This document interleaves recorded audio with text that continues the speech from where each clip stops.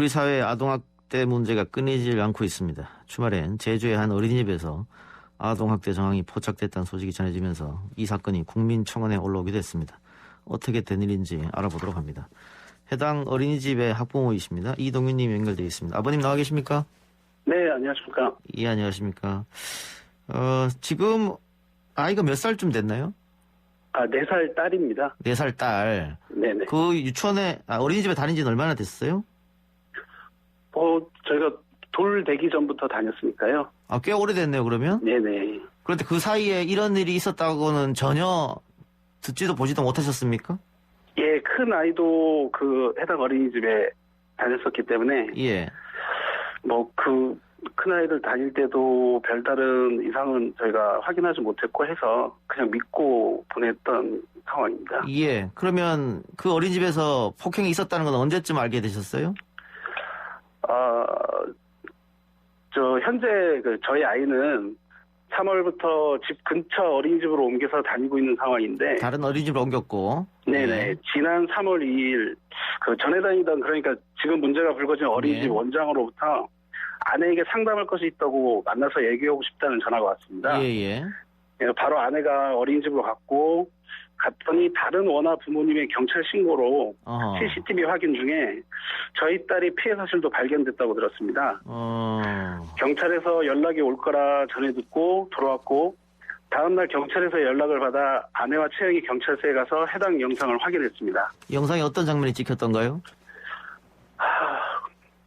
영상에는 문틈으로 다른 방을 쳐다보는 저희 아이의 배를 주먹으로 때리고 간식을 먹지 않은 제 아이의 몸을 발로 차고 머리를 주먹으로 때리는 장면, 또 아이가 쓰러지자 한쪽 팔을 끌고 질질 끌고 가는 모습이 담겨져 있었습니다. 또 여러 아이들에게 저희 딸을 때리도록 한 모습도 나와 있습니다. 4살 아기한테 그런 행동을 했단 말입니까? 네네. 그럼 그 동영상을 보시면서 굉장히 참담한 심경이 드셨겠습니다. 네, 하늘이 무너지는 것 같았습니다. 예. 그런데 돌이 되기 전부터 예. 심장 쪽이나 면역력에 문제가 있어가지고 병원 살이를 오래 한 딸이라 더욱 마음이 아팠습니다. 제가 듣기로는 지금 CCTV를 하긴 하니까 네네. 선생님 따님뿐만이 아니고 네네. 많은 원생들이 폭행을 당했다면서요? 그것도 한 명의 교사만이 아닌 여러 명의 교사로부터. 네, 그렇습니다. 저도 기사로밖에 접할 수는 없지만 CCTV를 분석할수록 피해 아동과 가해 교사가 늘어나서 현재는 교사 5명이 입건되고 피해 아동은 13명으로 늘어났습니다. 그런데 그동안 이런 폭행 사실 전혀 몰랐다는 게 이해가 안 되는데 그 원장은 어떤 얘기를 하던가요? 지금 경찰에서 확보한 60일치 분량에서 경찰에서 확인한 교사들의 신체적 학대만 100여 건이라고 합니다. 예. 오늘은 또 청각 장애아동 1명도 학대 피해자라고 추가로 밝혀졌고 심리적 학대 정황도 발견됐다고 합니다. 예. 절반에 이르는 교사가 입건된 상황인데도 지금까지 몰랐다는 어린이집의 답변에 더욱 납득이 가지 않습니다. 예. 장애아동도 폭행을 당했고 신체적 네네. 폭력뿐만이 아니고 정서적 학대도 당했다 이런 이야기도 있던데. 네네. 근데 어린이집 원장은 자기 친손자, 외손자도 똑같이 폭행을 당했기 때문에 만일 자기가 알았으면은 그걸 가만히 뒀겠느냐 뭐 이렇게 얘기하는 것 같아요. 그 부분이 제가 더 화가 나는 점인데요. 예. 어린이집 이사장인 원장의 남편이 통학버스를 운전하고 원장과 원장의 딸, 며느리까지 같이 근무했습니다. 그렇습니까? 예. 네, 며느리는 그만둔 것으로 알고 있지만 딸은 현재 주임교사로 근무 중입니다. 예. 어린이집 원장이나 관리자의 경우 한 달에 한 번 CCTV 확인을 통해 학대가 이루어지는지 확인해야 하는 지침이 있음에도 따르지 않았다는 것인데 예. 본인들이 주의 감독 의무를 게을리해 이 상황에 이른 점에 대한 반성보다는 본인도 피해자로만 주장하는 모습에 다른 피해 아동 부모님들의 아픔이 오히려 묻히는 것만 같아서 참 안타깝습니다. 그런데 그 어린이집이 지난해 1월에 한국보육진흥원 평가에서 A등급을 받았다고 하던데요. 네, 저도 기사로 접했습니다. 그러면 주위의 평판은 좋았었던 모양이죠? 이런 폭력 사태를 숨기고?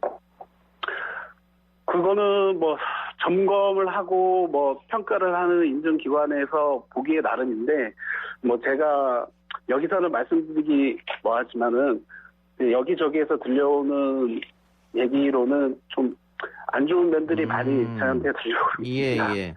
근데 지금 뭐 선생님 따님께서는 어린이집을 옮겼는데 네네. 폭행 피해를 당하고도 계속 그 어린이집에 그 다니고 있는 아이들도 있다면서요. 네, 뭐 어쩔 수 없이 그 아동 중 상당수가 현재도 그 어린이집에 등원시킬 수밖에 없는 상황이라고 들었습니다. 예. 그 피해자 모임 같은 건 하고 있습니까? 혹시 의견을 나눈다든가? 저희 뭐 단톡방으로 의견을 주고받고 있는데, 예. 뭐 지금도 등원시키는 부모님들이 있어서 부모님들이 전면에 나서기 꺼려지시는 거는 제가 이해를 합니다. 예. 그럼 선생님은 어떻게 대처하실 생각이십니까? 저는 지금 변호사를 통해서 해당 교사와 어린이집 원장에 대한 고소를 준비 중에 있습니다. 고소를 준비 중에 있고. 네네. 그 원장이나 해당 교사들로부터 직접적인 사과는 들으신 게 있나요? 저는 일부러 전화를 받지 않았고요. 예. 네, 저희 아내한테는 전화가 와서 뭐 죄송하다는 이런 사과 얘기는 했는데 저희 아내도 그렇고 진심이 느껴지지 않습니다. 예. 아직 CCTV는 분석 중이죠. 전부 다 분석이 끝난 건 아니지 않습니까? 예, 아직도 분석 중이라고 저도 기사를 통해 접했습니다. 예, 그러면 뭐 더 많은 피해가 나올 가능성도 있겠네요. 네네. 청와대 국민청원 게시판에도 글을 올렸던데 아버님이 네네. 그 원하시는 거는 일단 진상규명 그리고 뭐 또 어떤 게 있을까요? 일단은 지금까지 뭐 다른 어린이집 그 폭행 사건이나 이런 것들을 봤을 때 저 너무 솜방망이 처벌이라는 느낌을 받습니다. 예. 그래서 좀 엄정한 처벌과 뭐 이런 일이 있었으면 그 전에 어떤 인증을 받고 어떤 우수기관으로 선정이 되었던 간에 재개원을 못하게 하거나 이런 확실한 그런 규정이 있어서 또 다른 피해자가 나오지 않았으면 하는 말입니다. 알겠습니다. 그 아이는 지금 어떻습니까? 아주 다행히도 새로 옮긴 어린이집에 너무 적응을 잘하고, 네네. 지금은 어린이집에 가겠다고 그렇게 투정을 부리던 아이가 눈을 뜨자마자 어린이집 가방을 메고 가고 싶다고 합니다. 예, 그나마 다행입니다. 예. 네네. 아버님 오늘 인터뷰 고맙습니다. 네, 감사합니다. 예, 고맙습니다. 지금까지 제주 어린이집 아동학대 피해 학부모 이동윤님이었습니다.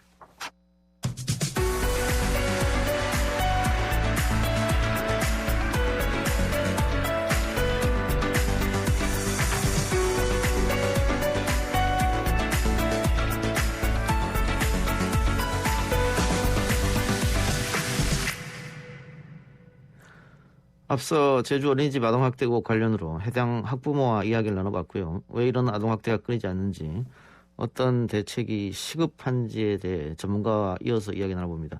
대한아동학대방지협회 공혜정 대표 연결하겠습니다. 대표님 나와 계십니까? 네, 안녕하십니까? 네, 안녕하십니까. 방금 제주 어린이집 학부모 인터뷰했는데 들으셨죠? 네네. 예, 어떤 생각이 드셨습니까? 정말 이렇게 이런 어린이집에 관련한 이런 학대 사건이 끊이지 않는 것에 대해서 참담함을 금치 못하겠고요. 지금 이 사건 같은 경우는 이제 아동만 피해자라고 생각하지 마시고 가족 전체가 피해자라고 생각해서 더욱 엄정한 처벌이 있어야 될 것 같습니다. 예. 그리고 도대체 평가 인증제는 무엇을 위한 것인가라는 생각이 다시 한번 들지 않을 수가 없습니다. 예. 평가 인증제에 대해서는 제가 조금 이따 다시 한번 여쭤보고요. 네. 그 방금 말씀하신 것처럼 부모들도 상당한 트라우마를 안을 수밖에 없는데. 네네. 지금 우리 나이로 4살이니까 만 2, 3세밖에 안 되는 아이를 배를 수차례 주먹으로 치고 뭐 바닥에 눕혀서 끌고 갔다는 거지 않습니까? 네네. 있을 수 없는 일인데 그 대표님께서 그 상담을 많이 하시니까 저는 가끔가다 뉴스로 접하니까 그렇습니다만 이런 일이 많이 있는 모양이네요. 그 전까지 많은 상담이 있었습니다. 그러니까 이렇게 이제 아동 학대가 발생을 했는데 어떻게 대처를 했으면 좋겠냐라는 상담이 줄을 이루고 있고요. 그리고 아동 학대가 의심되는데 어떻게 했으면 좋겠냐, 뭐 이런 상담들이 많은데 요즘에는 아무래도 이제 코로나 영향으로 인해서 가정 보육이 많아서인지 어린이집 관련 상담은 저희 협회는 조금 줄었습니다. 아무래도 제보가 아니고 신고가 아니고 상담이다 보니까요. 그런데 이 문제는 이런 일반적인 어린이집에 관한 어떤 그 학대도 문제가 되지만 장애 통합 어린이집 관련 상담이 조금 늘고 있습니다. 이번 제주 어린이집이 장애 통합이던데요? 네네. 때문에 이 장애통합 관련 어린이집 같은 경우는 아동들이 제대로 부모님한테 이제 피해 사실을 알리지 못할 거라고 생각을 했거나 또 장애 아동들이 이렇게 움직이다가 또 이제 어떤 생활적인 사고를 당하는 것을 핑계를 댈 수가 있기 때문에 아무래도 좀 더 학대가 더 많이 이루어지고 있지 않나 하는 생각도 듭니다. 근데 해당 어린이집이 교사가 12명이 있었는데 그중에 지금 5명이 입건됐단 말이죠? 네네. 그러면 나머지 교사들이 그것을 말리거나 또 신고하거나 뭐 이렇게 돼야 되지 않나 싶은데 그럼 이거는 폭력이 전체적으로 그 어린이집에서 만연했다 이렇게밖에 볼 수 없겠네요. 그렇습니다.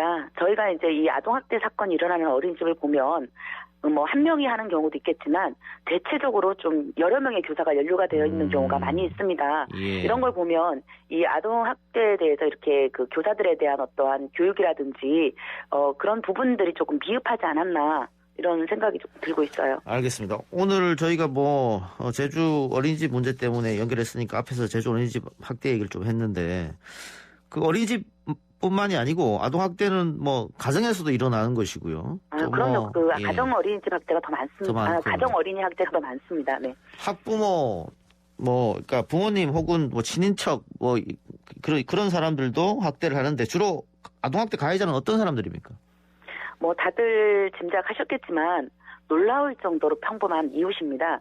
저희가 이제 아동학대 사건, 특히 사망 사건 같은 경우 재판부에 많이 참석을 하고 있는데 거기서 보는 그 가해자들은 너무나 그냥 평범한 우리의 이웃 같은 모습이었고 또 이제 얘기를 들어보면 굉장히 친절하거나 다정하거나 싹싹했던 사람들이 굉장히 많다고 합니다. 근데 여기서 문제가 뭐냐면 이 아동학대는 어떤 주폭이라든지 또 가난한 집에서 일어날 거라는 이런 편견들이 굉장히 많습니다. 그런데 이제 직접 가서 보면 중산층의 평범했던 사람들, 특히 사회 지도층 인사들도 좀 있고요.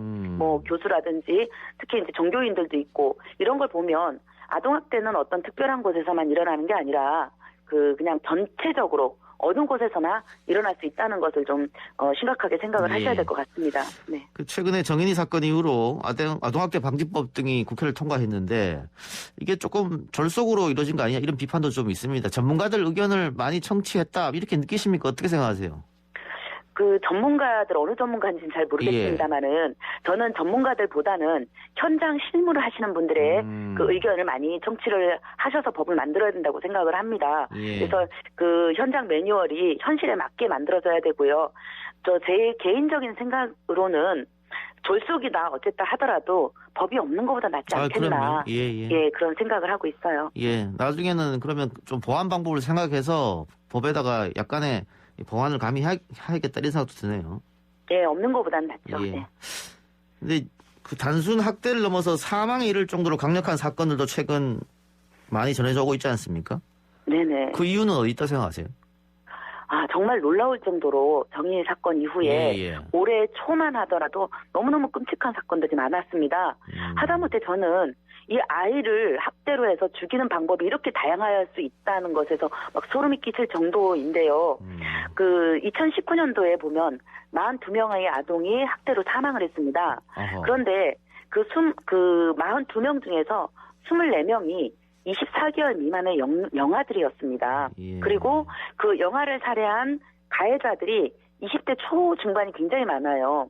이런 걸 보면 이 어린 청소년 부모들이 아이를 낳았는데 그들 자신이 이제 자신들의 원 가정으로부터 돌봄을 받지 못하거나 또 제대로 어떤 아이를 양육하는 방법을 습득하지 못했던 것이 아닌가.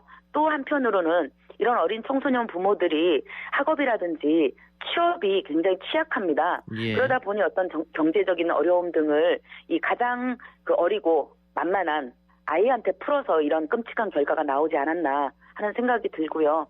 정말 마음이 아픈 게 뭐냐면 이런 방임 같은 경우 신체적 학대도 문제지만 방임으로 아이를 굶겨 죽이는 경우가 종종 나타나고 있거든요. 이 아이들이 당한 고통을 생각하면 정말 몸서리 쳐지지 않을 수 없습니다. 우리가 보통 이런 아동학대에 대한 이야기를 하면 사후 대책에 대해서만 이야기를 하는데 사실은 사전에 방지하는 게 가장 중요하지 않겠습니까? 그렇습니다. 네. 대표님 생각하실 때 시급한 대책 사전에 방지하기 위해서 어떤 게 있을까요? 이제 사전에 방지한다는 것은 이 아동학대를 하는 사람들이 아동학대를 안 하는 게 가장 극복이겠죠. 하지만 그렇지 않다면 이 조기 발굴하는 게 가장 중요합니다. 그런데 현장에서 이제 아동학대 신고를 받거나 했을 때 현장에서 대응하는 전문 인력들이 있지 않겠습니까? 그러니까 이제 경찰이라든지 아동학대 전담 공무원이라든지 또 사례 관리를 하는 아동보호 전문 기관이라든지 이런 분들이 전문성이 좀 강화가 되어야지 제대로 현장에서 판단을 해서 아이들을 분리하거나 보호할 수 있는데 지금 어떤 그런 전문적인 어떤 인력들이 너무 부족하고 전문적인 교육이 너무 부족하다는 생각이 듭니다. 이것이야말로 가장 시급하게 이루어져야 될 일이 아닌가 그런 생각을 해요. 전문 인력들이 숫자도 부족하고 전문성도 떨어진다 이 말씀이네요. 그렇죠. 그리고 이제 거기에 임하는 사명감이라든지 책무성도 아무래도 떨어지다 보니까 우리가 보아왔던 많은 안타까운 아동학대 사건들이 막을 수 있었음에도 막지 못한 경우가 너무나 많지 않습니까? 정인이 같은 경우도 3번이나 아동학대 신고가 들어갔음에도 불구하고 제대로 대응이 안 됐다는 것은 현장 인력들의 어떤 전문성과 사명감이 떨어지기 때문이 아닌가 하는 생각이 듭니다. 외국 사례는 어떻습니까? 외국은 어떻게 대처하고 있나요? 이 전문 인력 같은 경우. 모든 외국 사례를 제가 알 수는 없습니다만은 적어도 이제 미국이라든지 이런 경우에는 일단 즉각적인 분리가 이루어진다고 해요. 그다음에 이제 즉각적인 분리를 하고 물론 우리나라나 마찬가지로 외국에서도 원가정으로 아이가 원가정에서 자라는 것을 가장 선호를 합니다만은 적어도 학대를 당하는 아이들에 있어서는 즉각적인 분리를 하고 아주 단호하게 처벌을 하고 있다고 합니다. 그리고 특히 우리나라는 방임에 대해서는 굉장히 약하지 않습니까? 아이를 차 안에서 몇 시간을 두더라도 그것에 대해서 처벌이 그렇게 많지는 않은데 외국 같은 경우는 방임 같은 경우도 아주 엄격한 처벌을 한다고 합니다. 그러니까 이 처벌이 중요한 게 뭐냐면 이 처벌이 강화가 될수록 이것은 심각한 범죄구나라는 것을 인식하게 되는 거거든요. 이런 그 부분도 결코 그냥 지나칠 수 없는 부분임을 알고 좀 아동학대 사건에 있어서 좀 강력한 처벌이 좀 이루어졌으면 좋겠습니다. 알겠습니다. 그 주위 사람들이 아동학대가 일어나면은 해야 될 일은 어떤 게 있을까요? 가장 좋은 건 신고인가요? 그러니까 신고를 하는 게 가장 중요하겠죠. 그러니까 우리가 이제 아동학대인지 아닌지를 일반 사람들 잘 모르시는 경우가 있습니다. 하지만 그 일반 사람들이 신고를 하면 신고까지가 할 일이지 이걸 아동학대로 판단을 하는 것까지는 아니거든요. 그러니까 아동학대는 의심만으로도 신고를 할 수 있기 때문에 신고를 하고 아까 말씀드린 현장 인력들이 전문성과 책임감을 가지고 임해서 제대로 된 판단을 할 수 있다면 그보다 좋은 건 없을 것 같습니다. 의심만 들어도 신고를 해달라. 그럼요. 알겠습니다. 대표님 오늘 말씀 고맙습니다. 네, 수고하십시오. 지금까지 대한아동학대방지협회 공혜정 대표였습니다.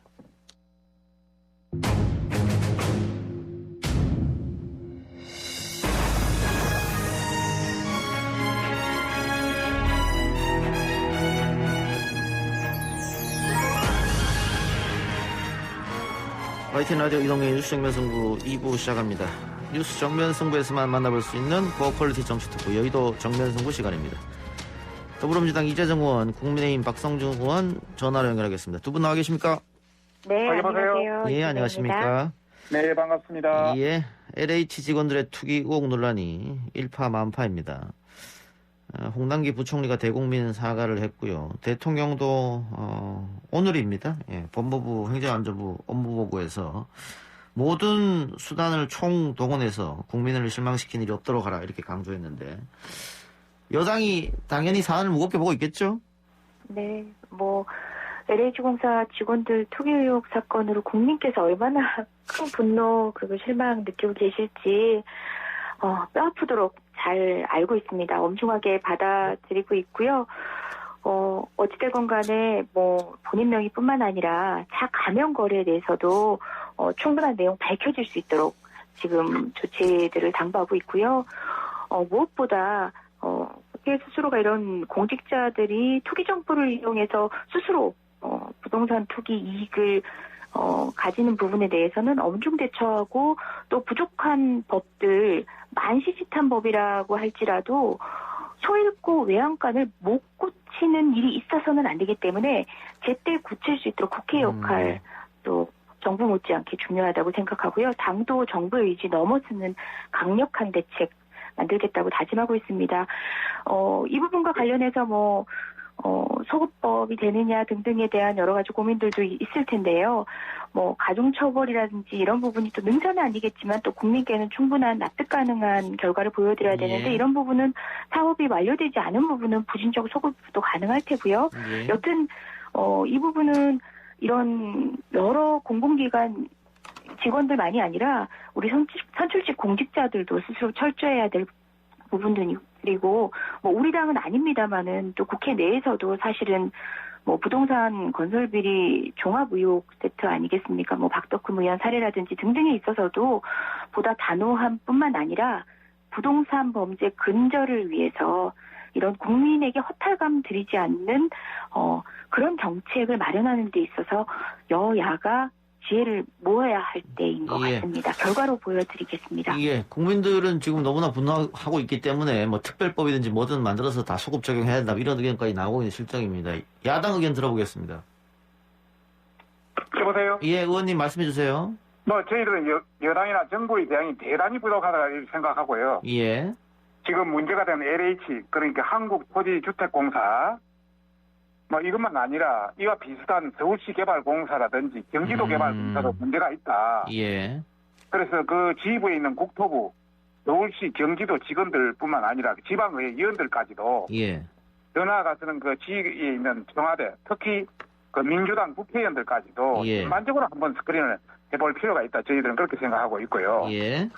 두 번째는 그 LH 진상조사를 LH와 국토부가 셀프 조사를 지금 하고 있는데 이것이 감사원이라든지 검찰이라든지 이런 좀 더 제3의 기관에 맡겨서 제대로 해야 된다는 말씀을 드리고 싶고 뭐 저희 당에서 이야기했습니다만은 이 굉장히 엄중한 상황이기 때문에 대통령의 사과나 변창흠 장관의 그 개인까지도 한번 고려해 보여야 될 상황 아니냐 이렇게 말씀드리고 싶습니다. 지금 SNS상에 여러 댓글을 한번 보면은 뭐 쪽집게 땅 투기 LH에 물어보세요.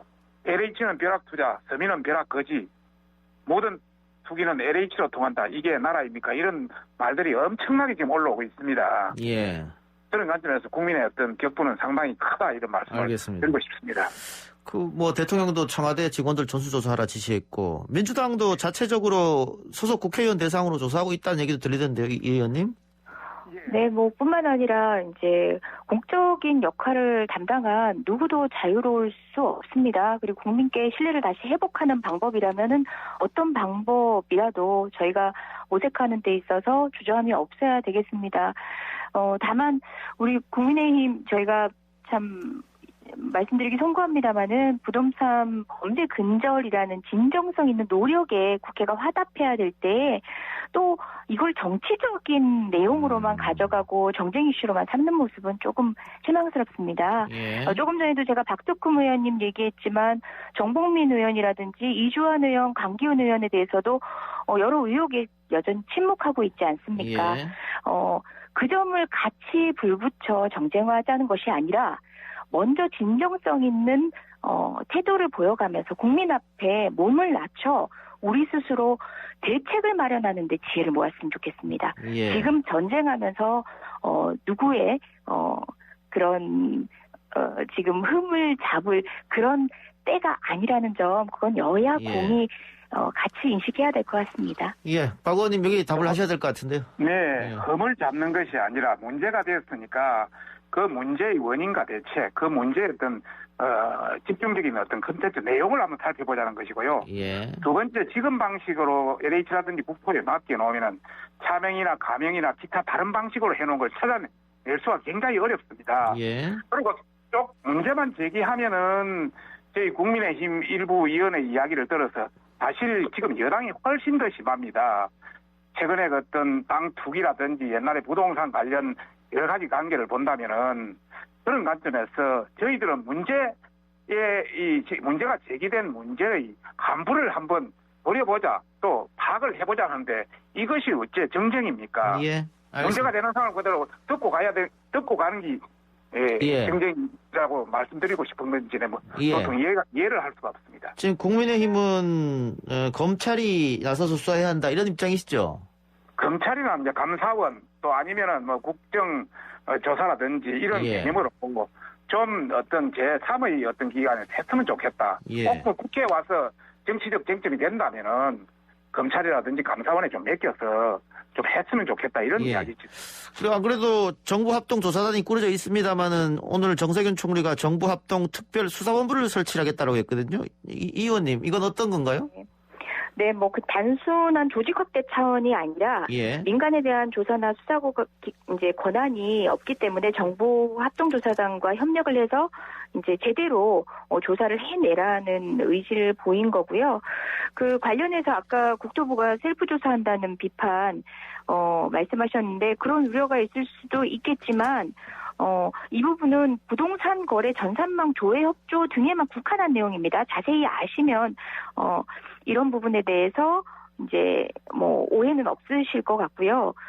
뿐만 아니라 이런 부분에 있어서 느닷없이 검찰이 등장한 지금 검경 수사권 분리라는 시대적 과제를 다시 개혁 저항 전선으로 끌어들이면서 지금 부동산 투기 이익을 근절해야 된다라는 어제 오늘 된 일이 아닌 일을 가지고 다시 검찰개혁 저지전선으로 또 활용하듯이 검찰을 등장시키는 거는 조금 국민께도 나쁘끄러운 느낌이 듭니다. 예. 저는 무엇보다 지금 선출직 의원, 특히 국회의원의 이런 부동산 관련 비리 내용이 지금 언급된 사례가 국민의힘이 어서가 아니라 국민의힘의 그 의원들에 관해서도 단호한 입장을 보이시되 궁극적으로는 소 잃고도 외양간 못 고치는 태도로 정치 불신을 가중시키지 않도록 저희도 최선을 다하고 우리 야당도 몸낮춰서 해야 할 일에 좀 더 집중해 주시기 바랍니다. 예, 알겠습니다.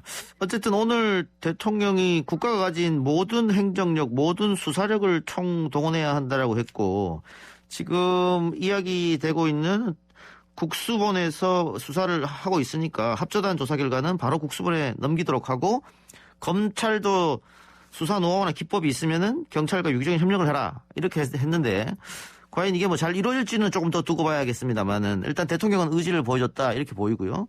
예, 제가 한마디만 더 하겠습니다. 하십시오. 우선 그 정부 합동 수사단이라 이야기하는 것은 지금 현재 국토부라든지 그 LH 대상으로 해서 자체 내에 국토부 LH 관계기관 하는 겁니다. 그렇게 민간에 대한 조사나 수사 권한도 없다 보니까 차명거래라든지 미등기 전매 뭐 이런 거 전혀 어떤 규명을 할 수 없는 한계에 이르렀습니다. 그러다 보니까 명칭은 다르지만은 정부 합동 조사단이 아니라 정부 합동 특별수사본부, 예. 국수본의 국가수사본부의 안에 설치해가지고 이것은 국세청, 금융위원회 같이 해가지고 하지만은 이것도 또한 독립성이나 중립성이나 뭐 경찰 안에 설립된 기관이다 보니까 여러 가지 문제가 있어서 저희들이 이제 검찰이나 뭐 감사원이나 국정조사를 하자는 이야기고요. 예. 방금 전에 우리 이 의원이 이야기했다시피 그 뭐 검찰의 검경 수사권 조정하고 다 그거 했는데 공수처 그거 관계 했는데 검찰에 또 하느냐 뭐 이야기를 자꾸 하시는데 그 당에 김종민 최고위원은 검경 협력해서 합동 수사할 필요가 있다 주장까지 했습니다. 예. 그런 관점에서 좀 우리가 제대로 원인을 밝히고 앞으로 대책을 해서 이런 게 다시는 발생하지 않도록 하는 게 가장 중요한 거 아닙니까? 예, 그렇죠. 그런 차원에서 예. 그래서 검찰이 그간의 뭐 수사와 관련된 종합된 역량들을 함께 합해달라고 그래서 부탁을 드린 거 아닙니까? 더욱이 이 사건 같은 경우는 민생 경제 사건입니다. 예. 어떤 의미에서는 검경 수사권 조정에 따른 경찰의 핵심 수사 영역입니다. 정 총리도 언급을 했지만 경찰의 수사 영역을 또 가늠하는 그런 정말 중차대한 기회가 되고 시험대에 오른 경찰입니다. 물론 뭐 그 시험대를 위해서 검찰의 어떤 그간의 노하우나 다른 지혜들을 통역을 함께 하지 말라는 취지가 아니라 이와 같은 방식으로 분리되어서 경찰이 해야 할 마땅한 일을 수사를 시작하고 있는데 원래 수사가 우선입니다. 뭐 감사원이라든지 이제 다른 기관을 언급하신 거 부적절한 것 같고요. 느닷없이 이제 검사를 수사 주체 역량으로 다시 등장시키는 것이 흡사 검찰개혁 저항전선을 또 연장선에서 이 이슈를 활용하는 게 아닌가 그런 취지에서 드린 말씀입니다. 예. 제가 좀 정리할게요. 어쨌든 뭐 이 부분에 제대로 된 조사와 수사와 처벌은 여야가 따로 없이 다 동의하는 부분일 테고요. 국민의 분노가 너무 크기 때문에 만일 그 정부 여당에서 이 수사 조사를 제대로 하지 못한다면 선거 앞두고 엄청난 후폭풍이 여당한테 갈 거기 때문에 그런 점에 아마 다들 동의하시라고 봅니다. 그래서 좀 조사도 수사 과정을 좀 지켜보기로 하고요. 예, 최근에 가장 화제가 된 사람은 윤석열 전 총장 같습니다. 일단 사표를 쓰고 이제 자연인으로 돌아갔는데 정치를 하겠다, 하지 않겠다, 구체적으로 얘기는 없습니다만 뭐 대부분의 사람들이 정치를 한다 이렇게 지금 보고 있는 것 같습니다. 제3지대 가능성도 나오고 있습니다만은 김종인 비대위원장 이야기처럼 제3지대가 대한민국 정치판에 성공한 적이 없으니까 결국은 그러면 국민의힘으로 오지 않겠느냐. 박성준 의원님이 국민의힘이 뭐 공식적으로 로브콜 할 생각은 없으십니까? 지금 본인의 판단이 제일 중요하다. 결론적으로 말씀하면 본인의 판단이 제일 중요하다는 말씀을 드리고 싶고요. 예. 윤석열 전 총장의 승패의 핵심 변수는 세 가지다. 여러 이야기가 많이 떠돌더라고요. 예. 4월 7일 서울시장 보궐선거 결과에 따라 상당히 영향이 있을 것이다. 예. 그리고 선거 위에 여러 가지 윤 총장의 지지율. 예. 그리고 또 세결직의 방식 여러 이야기들이 많이 나오던데. 예. 최근에 부동산 투기에 대해서도 한 말씀 하셨는데. 예. 결국 본인의 어떤 검찰 수사권을 해보니까 굉장히 한계가 많더라. 어떤 이런 자괴감에서 한 말 같고. 예. 또 다른 한편에서는 정치인의 어떤 행보 무게가 있는 걸 같기는 합니다. 다만 제3지대 가능성에 대한 부분은 방금 진행자께서 말씀하셨다시피 우리 역사에서 보면 정주영 씨라든지 박청종 씨, 이인재 씨, 예. 정몽준 씨, 고건 반기문 이런 제3지대 후보들이 굉장히 다 실패를 했지 않습니까? 예. 그런 관점에서 본인도 여러 가지 생각이 있을 것 같고 지금 오늘 공개된 여론조사 보면은 한국사회과학연구소 TBS 예. 개성방송하고 한 거 보면은 윤석열 전 총장이 32.4%로 굉장히 오차범위 밖에 1등이거든요. 예. 이런 관점에서 본다면 본인이 여러 가지 판단을 하지 않겠나 저희들은 그렇게 보고 있습니다. 최종으로는 본인의 선택이겠습니다만은 국민의힘에서 적극적 영입 의지가 있다면 또 이야기는 달라지지 않겠어요? 저희들 입장에서는 새로운 어떤 후보자가 들어오면 좋죠. 다양한 사람이 경쟁해서 예. 우리가 여러 가지 어떤 지평을 넓힐 수가 있기 때문에 예. 굉장히 좋은 후보다 저희들은 그렇게 생각하고 있습니다. 그런데 윤석열 총장이 여권 후보가 아니고 야권 후보로 분류되다 보니까 윤석열 총장이 지지율이 올라가면 올라갈수록 국민의힘 내의 차세대 지도자들이 부각되지 않는다. 이거는 국민의힘 쪽으로서는 상당히 뼈아픈 부분일 수 있을 것 같아요. 그러시죠. 저희들은 국민의 정당 지지율로 보면 저희들이 1, 2를 다투지 않습니까? 예. 그런데 대선 후보의 지지율로 본다면 저희들이 1, 2, 3위 안에 별로 없기 때문에 저희들은 굉장히 뼈아픈 하나의 형태고 또 앞으로 윤석열 전 총장과 경쟁해서 우리 후보가 부각될 수 있다면 그것이 더 좋은 현상이 아니겠느냐 이런 차원입니다. 알겠습니다. 여당은 윤석열 총장이 총장 관두고 정치를 만일 하게 되면 그 자체가 굉장히 부적절하다 이렇게 보고 계시죠? 사퇴 의사를 밝힐 때부터 정말 역대 최고의 사퇴식을 하신 건데요. 예. 정말 최악이란 얘기죠. 예. 이미 정치 행보는 시작하셨는데 정치를 잘하고 계신지는 모르겠습니다. 우리 야당 의원님들 담담하게 말씀들은 하시는데 사실 찹찹하시겠죠. 자생적 정치 자원이 후보군으로 거론되는 이가 없이 윤석열로 대체되는 지금 형국이 마냥 편하시지는 않을 겁니다. 그런데 저는 이제 야당 입장에서 보는 걸 떠나서 윤석열이라는 자원을 이렇게까지 띄워야 되는지 언론에 좀 갑갑함이 있어요. 예. 저희 이미 경험한 바 있지 않습니까? 황교안 전 총리직에 있으면서 저도 대정부 질문 여러 차례 해본 적이 있는데요. 증거를 갖고 오라는 얘기밖에 안 했습니다. 예. 사회적 갈등, 국민의 이해관계 조정해야 될 역할에 있고 대책을 내놔야 될 분이 증거를 얘기하고 있는데 지금 윤석열 전 총장 역시 사실은 변호사를 개업하려고 해도요. 예. 이렇게 오래간 검찰에 있었던 분들은 이제 형사사건 말고 민사사건 하려면요. 장기간 공부가 필요하고 노력이 필요합니다. 예. 하물며 예. 국민의 삶의 이 복잡다당한 경제 어떻게 다 헤아리며 정책적으로 본인의 역량을 이 짧은 시간 안에 메꿔 나갈 것인지 정말 그런 범죄인을 바라보던 관점에서 규율의 관점에서 사회를 바라보고만 있는 것 아닌지 공교롭게 또 형사사건이긴 합니다만은 오늘 또 언급한 내용도 도둑질이라든지 망국의 범죄라는 좀 학투적인 어떤 이제 형사적인 사건에서만 언급할 수 있는 그런 레토릭을 쓰셨는데요. 지켜볼 일이겠지만 너무 띄우지 맙시다 싶은 생각이 드네요. 예. 여당 입장에서는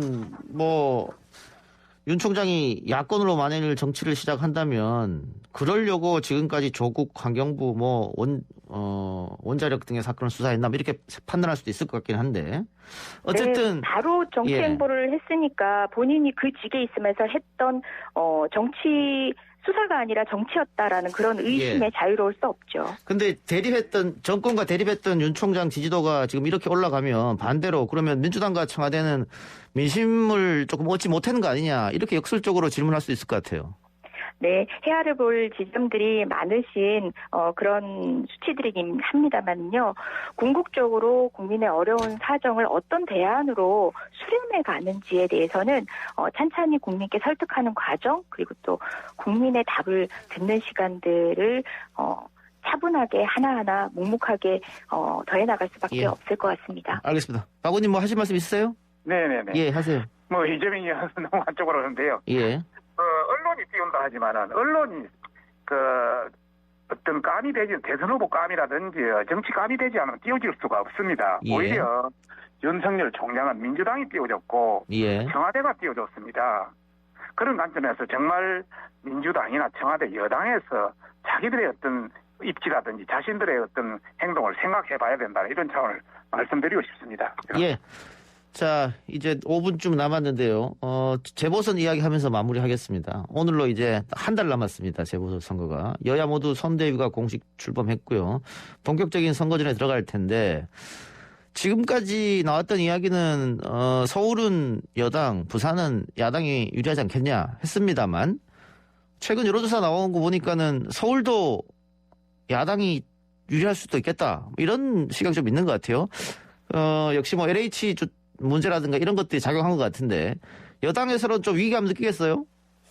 네, 재보궐선거라는 선거의 특징이 사실상 여당으로서는 쉽지 않은 선거긴 하지만 특히 이번 선거 굉장히 어렵고 무겁게 저희는 준비하고 있습니다. 그래서 어떤 이슈든 간에 이제 낮은 자세로 저희가 성찰하는 자세로 대하고 있지만 무엇보다 이제 서울의 비전이라든지 그간 해오던 민주당의 정책 그리고 또 서울 시민께 호응을 얻었던 정책만큼은 자신감 있게 추진해야 되고 그 방향에 있어서만큼은 국민의 공감대가 함께 모아졌던 방향에 있어서만큼은 좀 뚝심 있게 국민께 다시 한번 의지를 밝힐 필요가 있어서 그런 차원에서 엄중하지만 하지만 밝은 미래는 국민께 자신감 있게 말씀드리고 있습니다. 예. 박 의원님, 분위기는 야당이 좀 좋아졌다라고 합니다만은 서울시장 보궐 같은 경우에 가장 중요한 쟁점은 단일화인데 이제 시간이 한 9일 정도밖에 안 남았습니다. 단일화 잘 돼가고 있습니까? 잘 돼가고 있습니다. 전반적으로 다시 한번 앞에서 현재 판세를 한번 잠깐 이야기를 하고 말씀드리겠습니다. 예, 그렇게 하십시오. 예. 현재 단일화가 안 되면 저희들이 필패라는 어떤 여론조사는 계속 나오고 있고요. 단일화가 되면 박빙 내지 우세다. 오늘 중앙일보 입소스에서 발표를 했습니다만은 오차범위 밖으로 우세고 단일화가 되면 어제 SBS에서는 완전히 오차범위 내의 경쟁이다 이런 쪽으로 나왔습니다. 전반적으로 지금 정권 심판에 대해서 문재인 정부의 지난 4년에 대해서 굉장히 비판적인 것도 높고 또 박원순 시장의 지난 10년에 대해서도 잃어버린 10년이라는 게 높기 때문에 저희들은 상당히 괜찮다 분위기는 지금부터 이 경선 단일화가 아름다운 어떤 단일화가 돼야 된다는 게 저희들의 그이고요. 두 번째 단일화 관련해서는 어제 오세훈 후보랑 안철수 후보가 만났습니다. 그래서 단일화는 해야 된다는 공감대는 이루었고요. 앞으로 기호 2번을 할 건지 4번을 할 것인지 또 오픈 프라이머리 방식을 할 것인지 100% 여론조사 방식을 할 것인지 또 경쟁력 조사 방식을 할 것인지 적합도 조사 방식을 할 것인지 이것은 실무자에 미리어서 일단 지금 진행되고 있습니다만은 아마 17일까지는 늦어도 19일까지는 될 수 있을 것이라 저는 확신을 가지고 하고 있습니다. 본인들도 단일화가 되지 않으면 이번 서울시장 승리할 수 없다는 걸 느끼고 있기 때문에 단일화 될 것으로 확신을 가지고 있습니다. 그 후보들끼리 만났습니다만 협상단끼리는 만났나요? 협상단은 어제 이제 후보자들이 만났기 때문에 일단 3대 3으로 해서 실무팀을 구성해서 내일부터 본격적으로 이제 들어갈 것으로 알고 있습니다. 예, 역시 뭐 가장 중요한 것은 룰을 어떻게 짜느냐 뭐 이런 것일 텐데 그거는 뭐 협상단이 이야기할 테니까 좀 지켜보고요. 이재정 의원님. 네. 그 초반에는 야당이 단일화하기는 어렵고 여권은 단일화하기 쉬울 것이다 이런 전망이 있었습니다만 지금 보니까 여권도 단일화가 삐걱거리던데요? 예, 뭐 끝까지 이제 지켜봐 주시면 되겠지만 무엇보다 정치 공학적인 그런 노림수에 의한 그런 셈법에 의한 단일화는 시너지 효과가 없습니다.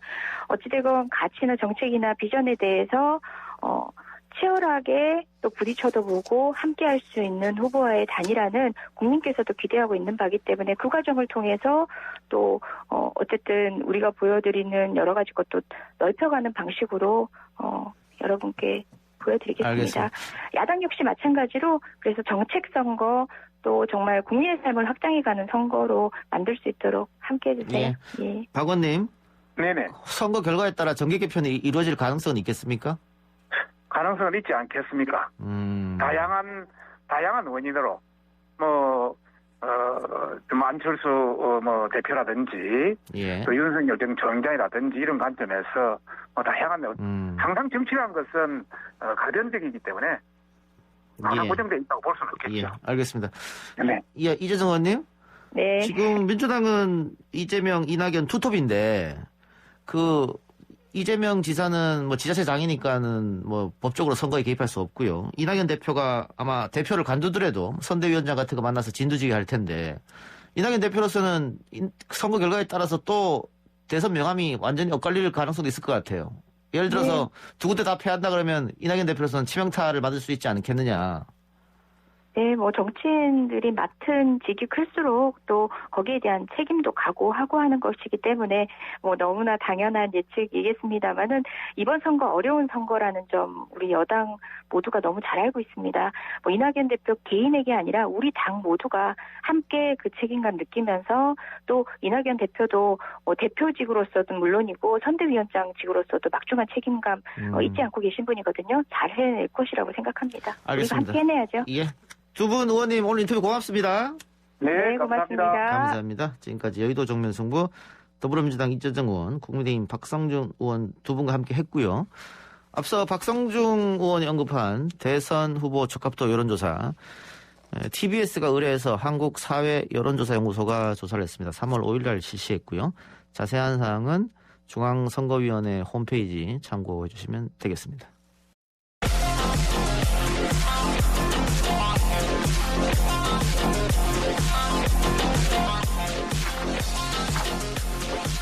YTN 라디오 이동현 뉴스 정면승부 3부 시작합니다. 오늘 나온 뉴스들 언박싱 해드리는 기자 언박싱 아주경제 김태현 기자 연결합니다. 김 기자님. 예, 안녕하십니까. 김태현입니다. 코로나 상황 설명해 주시죠. 네, 중앙방역대책본부에 따르면 오늘 0시 기준 확진자는 346명이 증가해서 누적 92,817명으로 집계됐습니다. 확진자가 나온 지역을 보면 서울 97명, 경기 128명, 인천 15명 등 수도권이 총 240명으로 전체 지역 발생의 71.6%를 차지했습니다. 주요 감염 사례를 보면 직장이나 가족 그리고 지인 모임 등을 고리로 한 집단 발병이 곳곳에서 확인이 되고 있는데요. 서울 광진구 원룸에서는 지인 모임을 통해 총 13명이 양성 판정을 받았고요.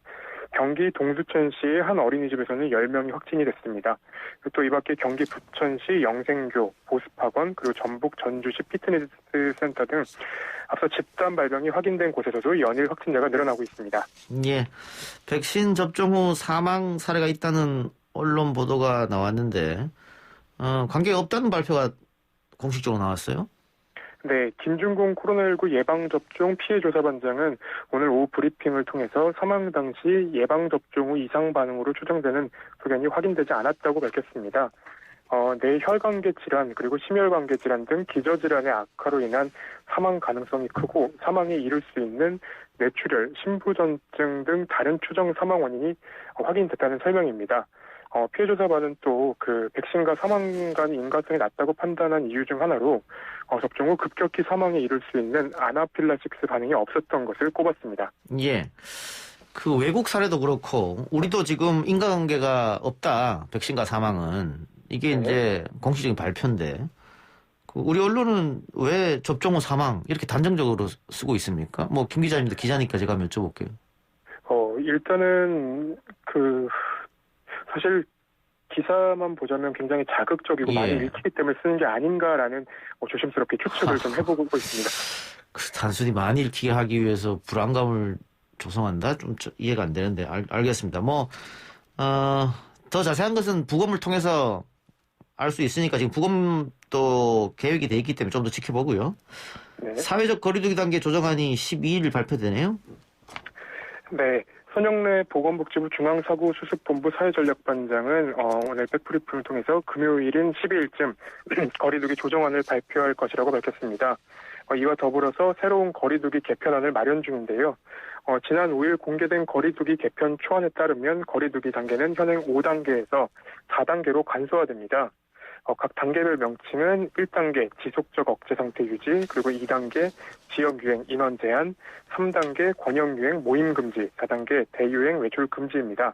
또 방역수칙 위반으로 감염 확산이 일어날 경우에는 재난지원금에서 배제되는 등의 내용이 담긴 것으로 알려졌습니다. 예, 금요일 어떻게 발표될지 조금 지켜보기로 하고요.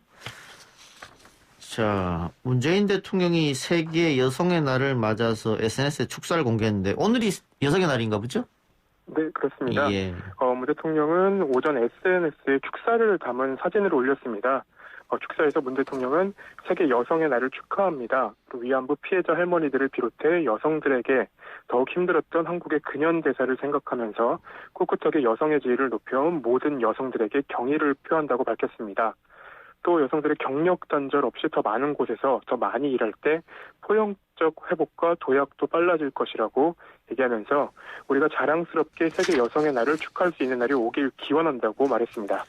예, 아까 제가 그 백신 접종 또 사망 관련해서 기자들이 너무 자극적으로 쓰지 않느냐 이런 비판을 좀 했었는데요. 네.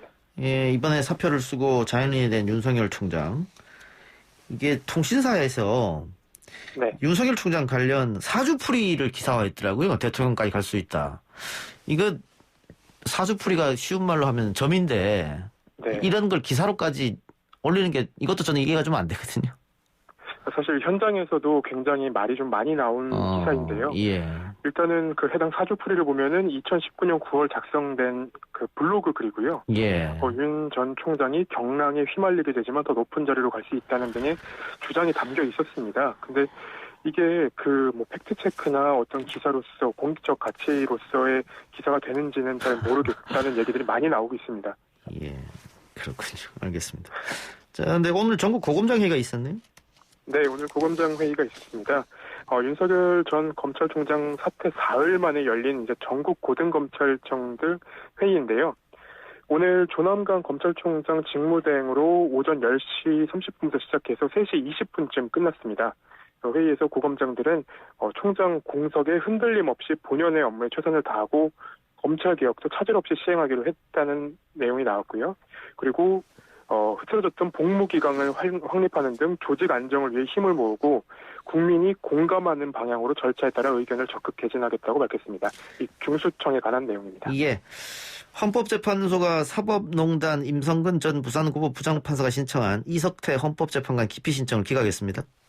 네, 헌재는 오늘 전원 일치 의견으로 임 부장판사 측의 재판관 기피 신청을 기각했다고 밝혔습니다. 헌재는 임 전 판사 측이 문제 삼은 이석태 재판관의 과거 이력만으로는 공정한 심판을 기대하기 어려운 객관적인 사정이 있다고 보기 어렵다고 판단을 했습니다.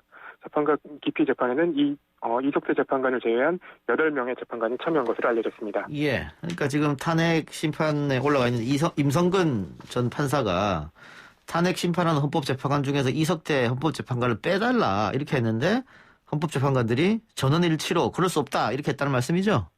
네, 그렇습니다. 그러니까 기각이나 각하가 나올 거라는 거는 이제 변호사님들이나 법조계 인사들도 많이 관측을 했었는데요. 예. 임성근 부장판사가 개입을 했던 그 사건 같은 경우에는 세월호 재판에 직접적으로 연관이 있는 것이 아니라 박근혜 전 대통령에 대한 어떤 추문을 보도한 기자에 대한 재판이었기 때문에 예. 이 세월호랑은 전혀 관련이 없다는 평가가 나왔었습니다. 예, 알겠습니다. 김천 기자 수고하셨습니다. 네, 감사합니다.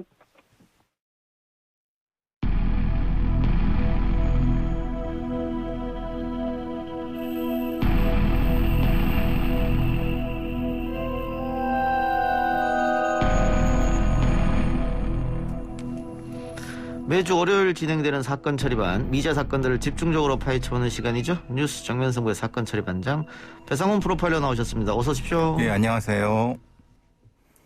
전화로 하다가 오랜만에 뵙는 것 같네요. 예. 반갑습니다. 예. 건강하셨죠? 예.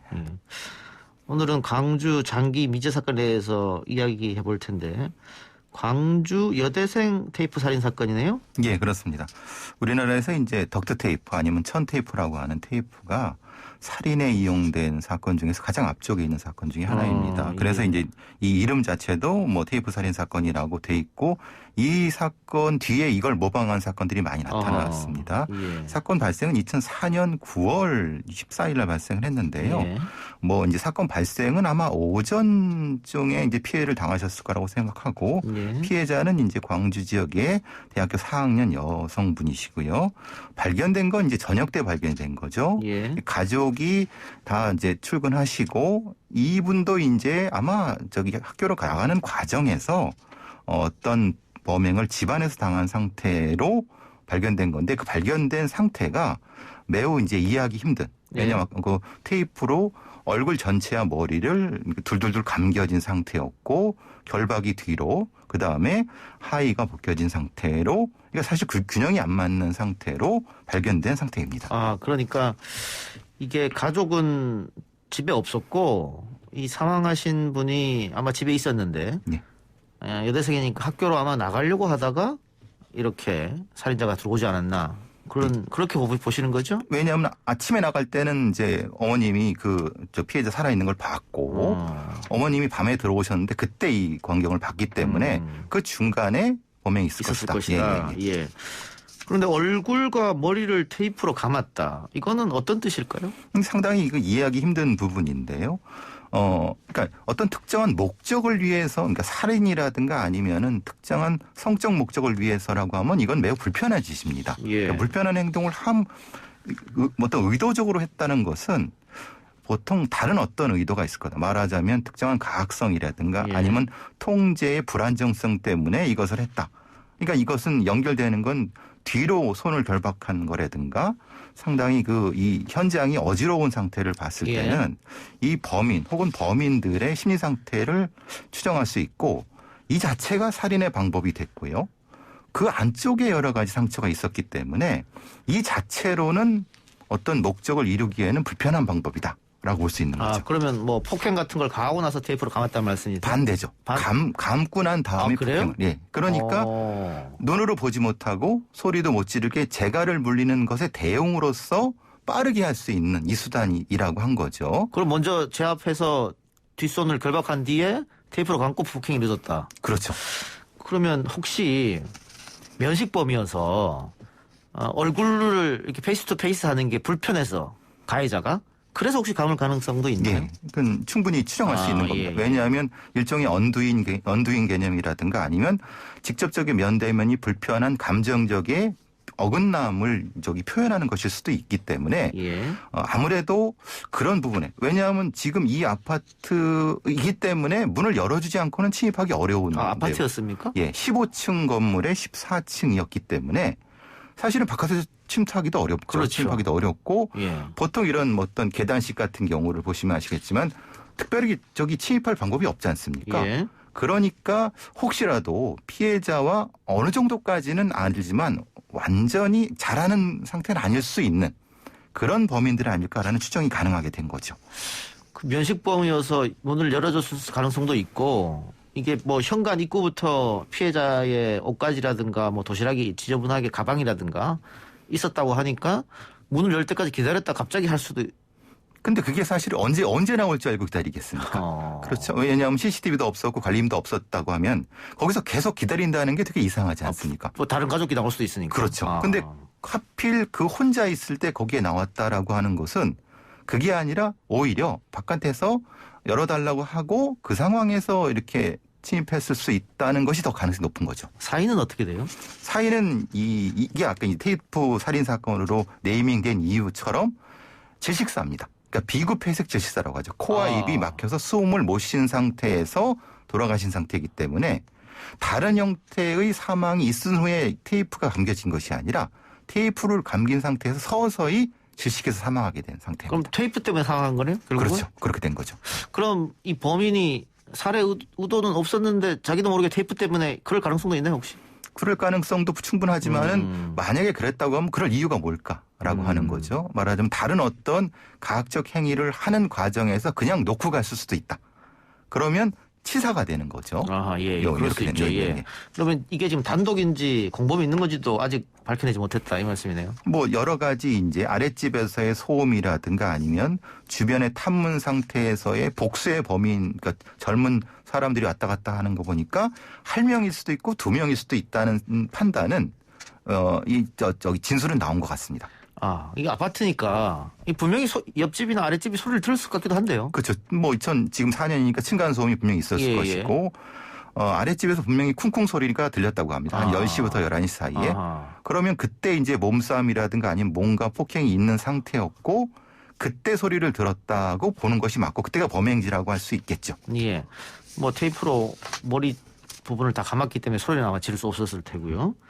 근데 하의가 벗겨져 있었다고 했지 않습니까? 발견 당시에. 그러면 또 성폭행 의심할 수밖에 없는데. 근데 이제 이게 삽입 강간 형태가 아니라고 하는 것이 특정한 체액은 나왔는데 DNA를 특정 못했다는 겁니다. 그러니까 이것이 아마 유사 강간 형태 아니면은 그와 비슷한 형태의 성적 공격에는 좀 부족한 부분이 있는 것 같은. 그래서 오히려 앞서 말씀하신 것처럼 얼굴을 이렇게 가린 거라든가 아니면 뒤로 묶은 거라든가 이런 것을 봤을 때 이 사람의 심리적 특성으로는 상당히 약간 좀 사회성이 떨어지거나 대면성이 떨어지는 사람 이런 추정이 가능하게 하는 거죠. 예. 뭐 집안에 없어진 물건은 없습니까? 그 없어진 물건도 사실은 그 어머니가 나갈 때 용돈 하라고 한 13,000원 정도. 예. 그리고 뭐 이제 휴대전화. 그러니까 이것을 어떤 강도 목적으로 하긴 좀 애매하지 않습니까? 그렇죠. 그럼 이것을 일종의 기념품 형태.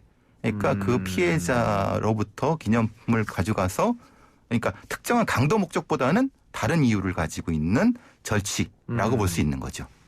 휴대폰 갖고 갔으면 뭐 휴대폰 위치 추적 이런 건 어때요? 예, 근처에서 한번 떴는데 바로 꺼졌다고 합니다. 그러니까 그걸 가져간 건 맞는 것 같습니다. 한번 켜고 바로 껐다? 그렇죠. 예.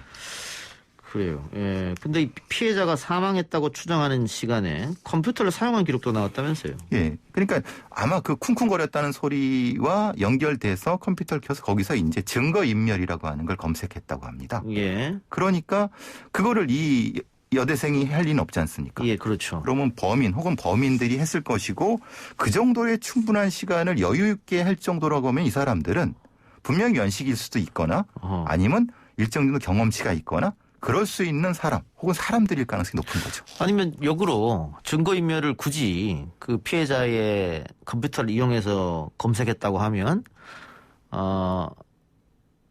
계획살인보다는 우발적 살인에서 아차 싶어서 하지 않았을까 증거인멸 검색을 뭐 그렇게 생각할 수 있지 않아요? 그렇죠. 왜냐하면 증거인멸을 애초에 할 생각이 있으면 거기서 검색할 이유는 없었겠죠. 미리 준비하고 왔을 텐데. 그렇죠. 예. 그러니까 어떤 특정한 이유 때문에 거기서 마주쳐갖고 폭행이 이루어져서 사망하게 한 후에 그 뒤에 이제 인멸했다고 보면 그렇다고 하면 이거는 면식범이겠죠.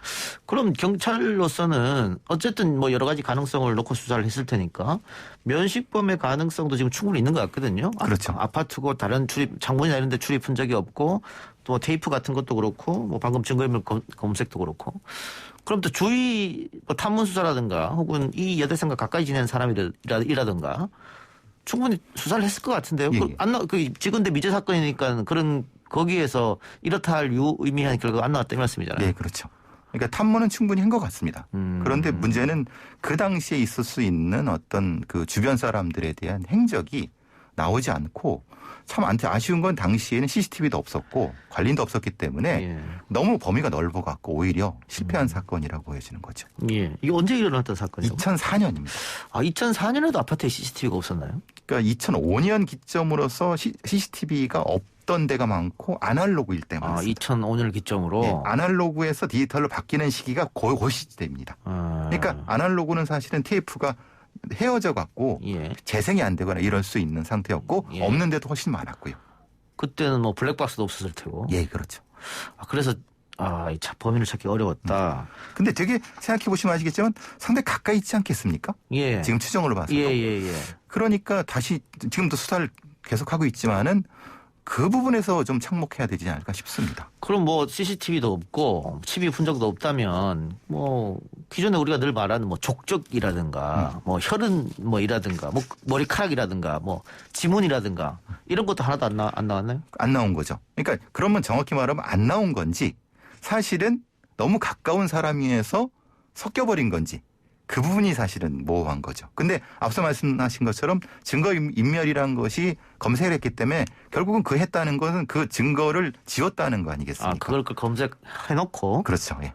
아, 잠시만요.